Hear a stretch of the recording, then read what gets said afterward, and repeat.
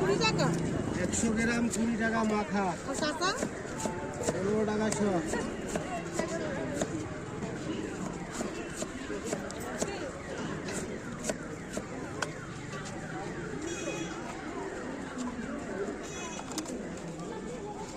এর দাম কি 20 টাকা? এটা মাখাছে 40 টাকা। এটা জিজ্ঞেস করতে পারেন না আপনাকে কি মিথ্যা কথা বললাম? 40 টাকা। একটা পেয়ারা 40 টাকা 100 গ্রাম বলেছে 20 টাকা, এটা 200 গ্রাম হয়েছে।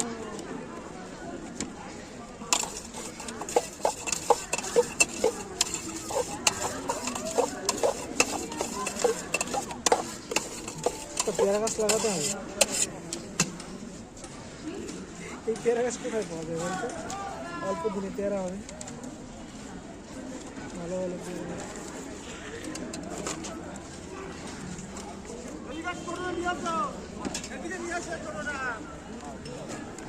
মাখা ছাড়া এমনি বিক্রি হবে না 150 টাকা কিলো, কেন হবে না?